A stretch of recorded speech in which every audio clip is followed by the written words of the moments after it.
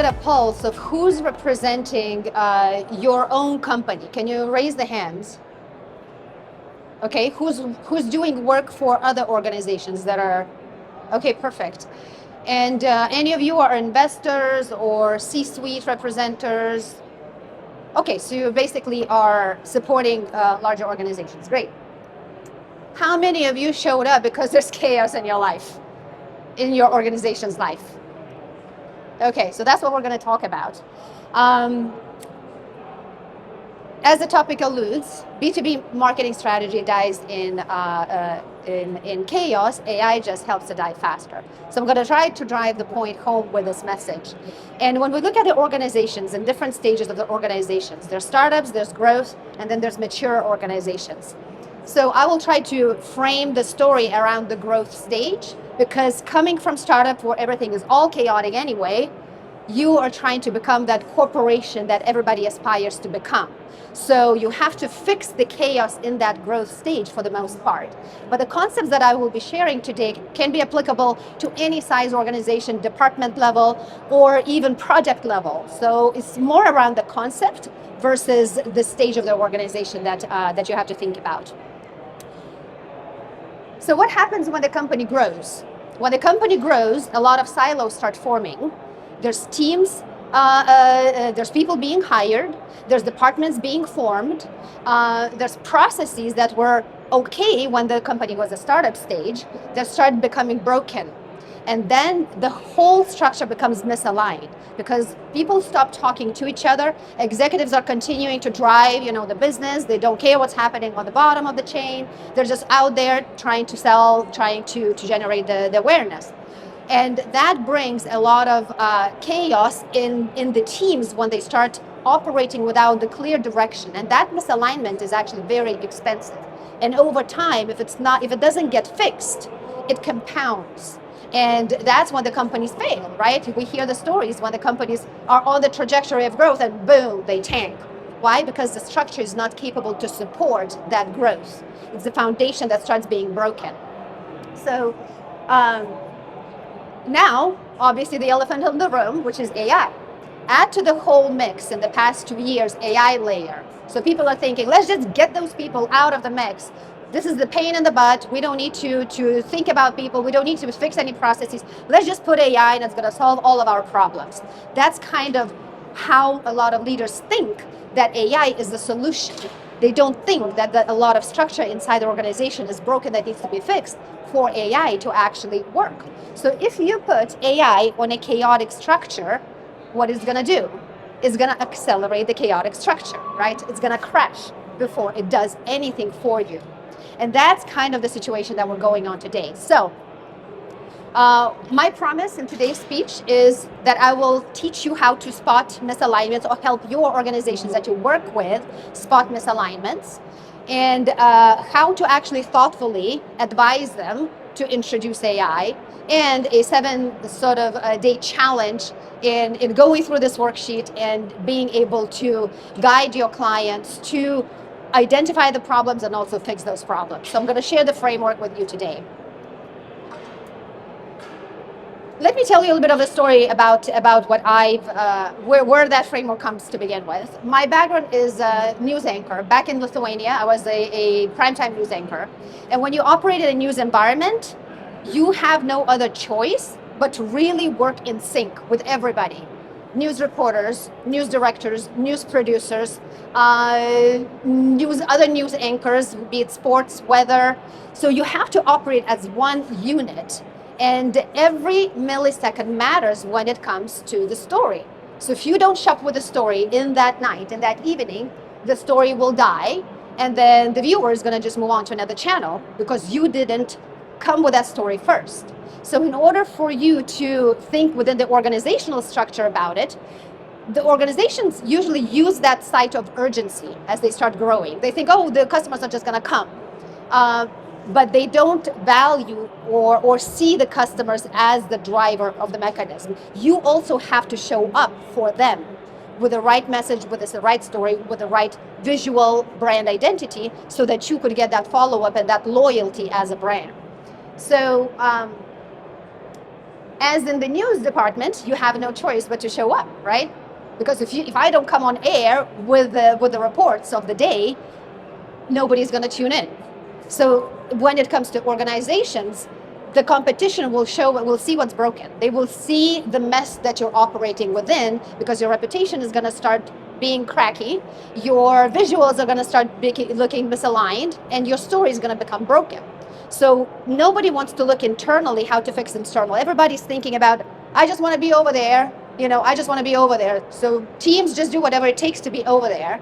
And that's what starts happening, right? The decisions bottlenecks inside the organization, the mixed messages, the leadership team not visible and not there for the employees to actually explain to them where the organization is going, what changes are being expected when the company is going through that fast scale growth of the stage. So all of this mess eventually becomes visible externally. And that's what I was stating before. It affects the revenue in the end, because customers, competition will see the mess you're functioning in. And unfortunately, the statistics shows that a lot of silos inside the organization are killing that collaboration. People sometimes think that they're operating in a very streamlined and organized manner, but the statistics shows that a lot of silos still exist in any side organization. So the leadership team has to prioritize the communication, the cross-functional communication, top-down, bottoms-up type of communication. I've worked with a lot of companies in my career that were Fortune 500 startups, or even community projects that I was involved in, and a lot of these same patterns existed across the board. There's no urgency sometimes for them to fix those problems. They're just thinking about the shiny thing that everybody else is doing, and they want that shiny thing. So today what I will talk about, I will introduce my 3Ps framework, which is people, process, and presence. So people and process is where my chief of staff mind kicks in, and presence is where my CMO mind kicks in. So everything for me is visibility when I work with organizations, but I look at the foundational stuff first. I can't tell you will achieve these goals if your foundation is broken inside the organization. So I will use these 3Ps as an example, and I will share a Phison case story. And in full disclosure, I'm a head of corporate marketing at Phison, which is a technology company. It's a data storage manufacturer. It's been in the industry for over 20 years now, 25 to be precise. And I've been working with them for the past 5 years. So I will use them as a case study to showcase how these 3Ps came to life within their technology company. So in 2020, when I received a call, and the president of the United States office called me and said, "Hey, Loretta, we want to be more visible in the United States." The company is a Taiwanese company, headquartered in Taiwan, but they were trying to get traction in the United States to connect with their audiences here. He called me and he says, "Loretta, can you help us out? We need some more visibility, more influence, more trust with the US customers." This is what I heard. And when I started investigating and going through my initial phases of, people, who are the people that's inside the organizations, how do they operate with each other, I noticed that there's this massive gap that existed. They wanted the shiny thing first, but they didn't quite understand what was going on internally for them to get that shiny thing that they wanted. So I spoken with a lot of stakeholders. I went through a series of interviews to understand how the company operates. And what I uncovered was that they didn't have marketing and communications department to begin with. It did not exist. There was nobody actually driving what they wanted to achieve inside the organization. It's a very engineering mindset organization, and they didn't quite know what they needed to begin with to have that visibility achieved that they wanted. I will use a house as a metaphor to explain how these 3Ps come to play. So people is the foundation. Anything we do, it starts with people, right? Even if it's a founder or if it's two founders, it always starts with people. So that's what I looked at when I started doing work with Phison. I looked at who is the team, is the marketing team to begin with, who are the stakeholders that are interacting and driving current decisions, is the product marketing, is the corporate marketing, is the graphics designers, who are these people? And I found out that a lot of people are actually doing double roles. Salesperson was doing a lot of marketing, graphics designer was doing copywriting, and I said, well, this is dysfunctional. This cannot go on like that. And that was my sort of initial assessment. Okay, first we need the foundation. I needed the team to even start building things that they needed to get built. And where I started was I started hiring external partners first. So I said, I need a PR agency, I need web operations agency, I need copywriters, content writers, I need social media management. I needed a core team just to even get them to where they wanted to be in the very beginning. And there was a lot of hesitancy because, again, it's a very engineering company, so they're like, Loretta came here, she's asking for budget, we're already paying her, what's she gonna do? So I said, well, first of all, you don't know what you're doing, so I will help you figure it out. So I established this mini corporate marketing department for them, and we started gaining some traction. Now, once I looked at the people, I said, okay, where are the processes broken, right? And even though I can't fix the whole organization, I picked one process that immediately garners a lot of impact from visibility perspective, which is product announcements and press releases, right? So if you fix a little bit of the launch project, product launch, process, you can get a lot of visibility through that right away. And that's what I looked at. I took a PR as an activity, and I said, okay, why do we keep receiving these press releases from headquarters over here to the United States every 2 weeks? What's going on? Where's the central calendar of all the product announcements? Who's owning that calendar? Does it even exist? And it didn't. So I had to establish all of that foundational stuff for them to even think that there has to be a process. There has to be people talking to each other globally. And the press releases don't just sit on the website. They have to be distributed through a distribution platform to actually get media attention. We have to talk to media, to journalists, to start building relationships with them and bringing awareness to them. They had a little bit of media attention through reviewer sites, but my goal for the company, again, keeping in mind we want visibility and trust with the high tier customers, my goal for the company was to appear in Forbes, in Fast Company, in higher tier trade publications so that they can start getting connection, mental connection to the organization here in the United States. So we fixed that one process when it came to press releases. And within the first year, we started getting traction. So the CEO and the president of the United States office, he was like, hey, Loretta, I keep hearing from customers, they're telling Phison is everywhere. What are we doing? I said, well, we're fixing your mess. So the process with people, the right people in place, just skyrockets everything right away. So once we do the process, then we go into the presence, right? So presence through media was one aspect that we fixed. But we also, I looked at, what are the leadership teams doing right now that may affect the presence? Did they have a blog content platform, which they didn't? So I said, we have to have blog content that relates to the messaging and the story here in the United States.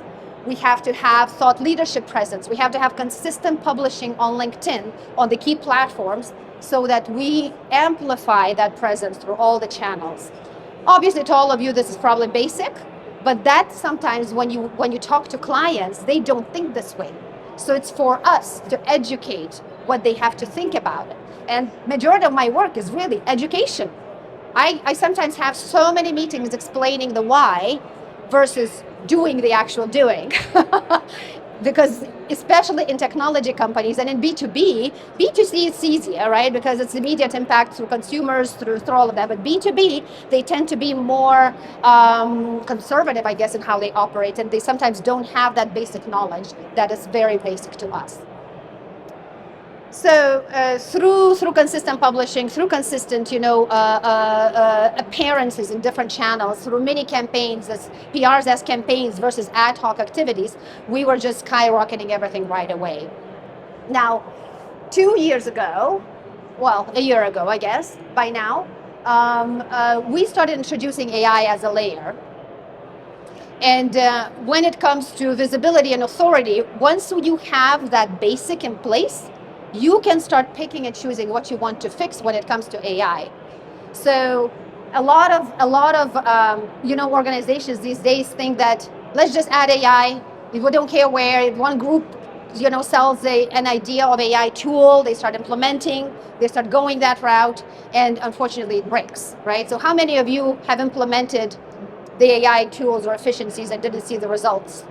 No? Okay, yeah.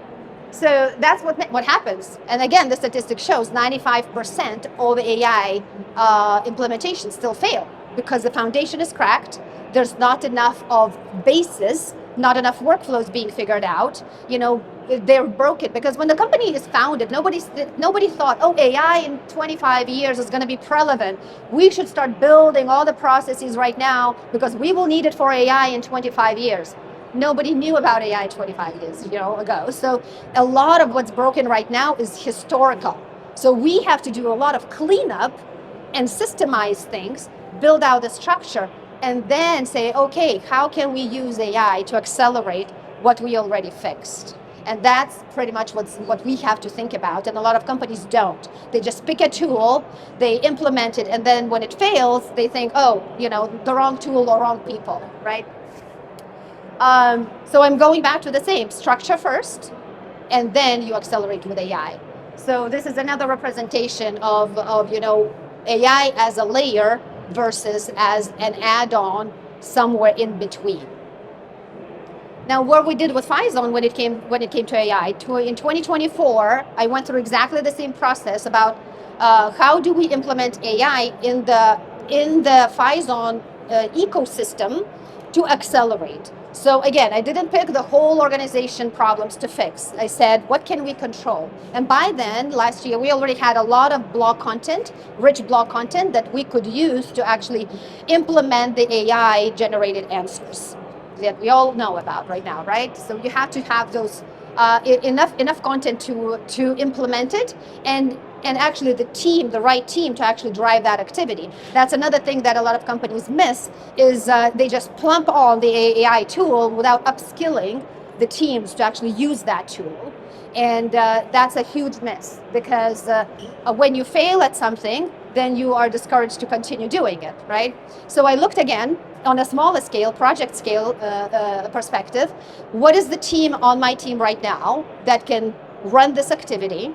Are they technically capable to do that? Do they have enough knowledge and expertise to do it? And if they do, what is the process? How are we going to go about it? What's the time frame that we're going to give this pilot program? And what is the presence? What is the result that we're trying to achieve with this, right? So we ran the program for about 3 months, and we immediately saw the results, right? So that's where, when we were thoughtfully introducing within one layer, we can now scale into other areas. So the next step for us is, how do we automate a little bit of the sales process with all this rich content that exists right now? How can we populate and make the sales fast on the enterprise side? What the sales funnel looks like. And I've encouraged the sales teams to actually document it and say, show us what your funnel looks like. Show us how you talk to customers so that when we pick the tool, we know what it's supposed to do. And we know where the information resides. We know where it's pulling from. So that's the mindset. Now, 7-day action plan, you can take it or leave it. But this is pretty much what I talked about. It's a framework, right? When I work with organizations, I go really deep into this assessment. This is very high level for you, almost as a checklist. And by the way, you'll be able to download in the QR code later on. But that's the process, right? You have to first audit the foundation. And in your roles when working with organizations, that's the first step you can do. What does it make? What does the makeup of the organization? What are the interactive and sort of collaborative departments that are affecting certain decision making? How is the information flowing from one area to another? Are there the right people, resources inside that organization? So you go through these steps, identifying where are people misalignments, where a process is inefficient, where are they broken. There could be a lot of tech stack in the organization, that people might be using, but they just may not be using it effectively. And maybe you just need to advise to dump some of those tools and use just one, right? But efficiently and effectively. So once you go through this process, you have to remember that communication is the connector. So communication in a house concept is a rebar, right? If you're not communicating with each other, if cross departments or top down, bottoms up, nothing will get done and things will continue being broken. So I see a lot of nods, and so I'm assuming that you guys are dealing with all of that every day when you serve your clients, right? And you can send this to them and say, hey, do this assessment, for us. Let's see what's going on in your organization, right? So by the raise of hands, who feels a little bit more within the frame of mind that this is what we should be doing when we're working with B2B, right? Okay. And I wanted to share the QR code where you can download a snippet of this presentation, a summary of this presentation, along with a couple of offers. And you can bring those offers to your clients, because I understand this is not the type of audience where these offers were created. And these offers are specifically AI audit, AI presence audit, I should say, and also the fundamental, that deep dive audit, that the 3Ps deep dive, that's where I come in and help out further. But the simple form of that assessment is available to download there as well. And you can, again, print it out, send it to your clients in the digital form, and just have them go through this exercise, because if they go through it, it's going to help you also deliver the results better as well. So that's it.